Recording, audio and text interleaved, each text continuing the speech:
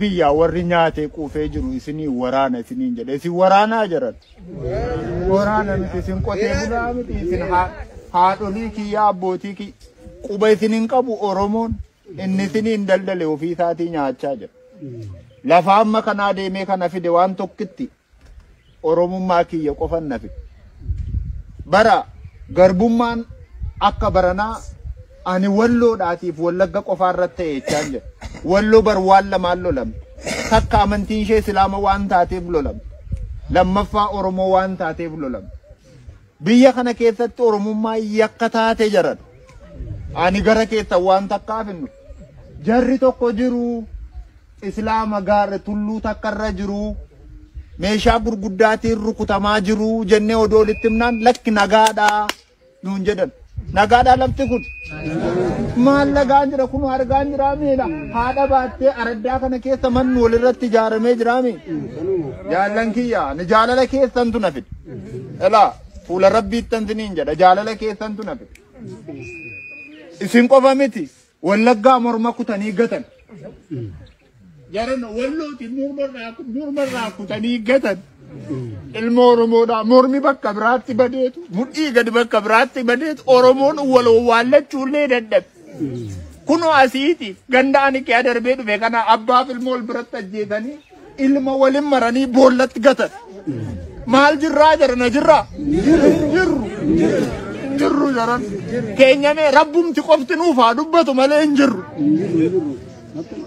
an hoomaallee isiniin jechuun danda'u biyya fagoo yoon isinirraa jiraadhallee isinan jaalladhaa bakka ala lafa kiyyatu fagoodhaa dhiigni kiyya dhiiga keessan waamoo isinii gochuun danda'u daakuu tokko isinii fiduuf eessaan isinii fidu karaa kamin isinii fida karaa isinitti qubate eessaan isinii fidu gaaratti galchanii yoo akka bofaa akka bineensaatti ari'anii gaar tulluutti ol sin galchanu eessaan isinii fidu Oromoo yoo taane hin duunaayi hin dhumnaa Malta reach rabbis nugate namnis nugate barabi walarkaa fuudhee nyaatu keessa waan bunnu dhabne jaran walii keenyaaf illee kennuu dadhab amma ajaata kan sinitti maddaan jabaadha argan kennina rabbis waliin haa ta'u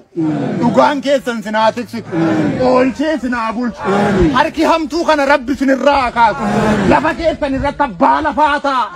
hamtuu keessan rabbi sinirraa kaasu biyya keessan irra bilisummaan jiraadha kana malee maalan qabare yoo karaan banamte anatu dhufu kanaan tumamtu kanaan tumamtu ilaa ummanni addunyaa Oromoon addunyaa irra jirtan marti laata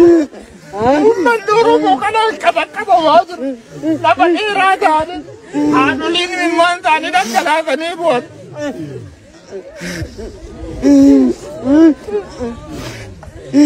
Nuna mana nuna esa daina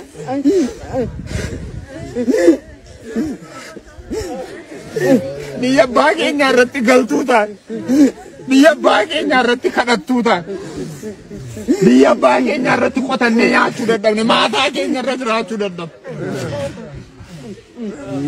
Anteessaati jaarsi buleessi waan lafa kanaan an maqaa keessan sheek abbaasaan beekon sheekni tokko jira kan akka daa'ima isaatiitti walitti qabee jiraatu hidhame naan jennaan halkan tokko guutuun boo'an ani halkan takka guutuun boo'e sheekichaan beekon garuu Oromummaa isaa duwwaadha naan kan naga'u jarana tokkitti isinaan haa jedhu dhugaan keessan ooshee isinaa bushu Rabbi sinitti amantan tokkichi sun himee eegee sinaa galchu nuti raawwanni keessa jirru jooreen maa agartan kanasi dishqaa achirratti xamadanii amaarri dhufee raawwateennaa nurratti dhukaasee Akkam jirtan ani ilma Oromoo isa dhiigaan obboleessa keessanii karaa dheeraa kana dagamii kaasee miillaan kutee gara keessan jarana warri biyyaa warri nyaatee quufee jiru isinii waraana isiniin jedhe isin waraanaa jiran waraana miti isin qotee bulaa miti isin haadholii kiyya abbootii quba isiniin qabu Oromoon inni isiniin daldale ofii isaatii nyaachaa jira lafa amma kanaa deemee kana fide waan tokkitti Oromummaa kiyya qofan nafi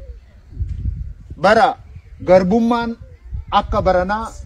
ani walloodhaatiif wallagga qofaarratti ta'e jechaan walloo bar waan lamaan lolam takka amantiin ishee islaama waan taateef lolam lammaffaa oromoo waan taateef lolam biyya kana keessatti oromummaa yakka taate jaran ani gara keessa waan takkaaf hinnu jarri tokko jiru islaama gaara tulluu takkarra jiru meeshaa gurguddaatiin rukutamaa jiru jennee odoo walitti himnaan lakki nagaadha nuun jedhan nagaadha lafti kun maal nagaan jira kun argaan jira meedha haadha baattee araddaa kana keessa manni walirratti ijaaramee jira mee jaallan kiyya ni jaalala keessan tu nafid elaa fuula rabbiittan siniin jedha jaalala keessan tu nafid isin qofa miti wallaggaa morma kutanii gatan jaran wallooti murmarraa kutanii gatan ilmo oromoodha mormi bakka biraatti badeetu mudhii gadi bakka biraatti badeetu oromoon waloo waallachuullee dadhabe kunoo asiiti gandaani kee darbee dhufe kana abbaaf ilmoo wal biratti ajjeetanii ilma walin maranii boollatti gatan maal jirraa jarana jirraa jirru jaran keenyamee rabbumti qofti nuuf haa dubbatu malee hin jirru an homaallee isiniin jechuun danda'u biyya fagoo yoon isinirraa jiraadhallee isinan jaalladhaaf bakka ala lafa kiyyatu fagoodha dhiigni kiyya dhiiga keessan waamoo isinii gochuun danda'u daakuu tokko isinii fiduuf eessaan isinii fidu karaa kamin isinii fida karaa isinitti cufate eessaan isinii fidu gaaratti galchanii yoo akka bofaa akka bineensaatti ari'anii gaar tulluutti ol sin galchanu eessaan isinii fidu oromoo yoo taane hin duunaayi hin dhumnaa maal taane reechi rabbis nu gate namnis nu gate bara biyyi wal harkaa fuudhee nyaatu keessa waan bunnu dhabne jaran walii keenyaaf illee kennuu dadhabne amma ajaata akkan isinitti maddaan jabaadha argan kennina rabbis waliin haa ta'u dhugaan keessan sinaa tiksitu oolchee sinaa bulchu harki hamtuu kana rabbi sinirraa kaasu lafa keessan irratti abbaa lafaa ta'a hamtuu keessan rabbi sinirraa kaasu biyya keessan irra bilisummaan jiraadha kana malee maalan qabare yoo karaan banamte anatu dhufu kanaan tumamtu kanaan ilaa ummanni addunyaa oromoon addunyaa irra jirtan marti laata ummanni oromoo kanaan qaba waa jiru lafa dheeraa taane haadholiin imimmaan taane dhaggalaasanii boon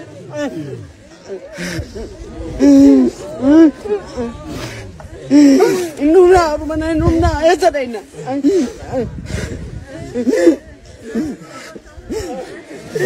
Biyya baay'ee irratti galtuu taane biyya baay'ee irratti kadhattuu taane biyya baay'ee irratti qotannee nyaachuu dadhabne maataa keenya irra jiraachuu dadhabne. Anteessaati jaarsi buleessi waan lafa kanaan an maqaa keessan sheek abbaasaan beekon sheekni tokko jira kan akka daa'ima isaatiitti walitti qabee jiraatu hidhaminaan jennaan halkan tokko guutuun booyan. Ani halkan takka guutuun booy sheekichaan beekon garuu oromummaa isaa duwwaadha naan kan naga'u jarana tokkitti isinaanaa jedhu dhugaan keessan ooshee isinaa bushu rabbi isinitti amantan tokkichi sun himee eegee isinaa galchu. Nuti kawanni keessa jirru. Suuraan maa agartan kanasi.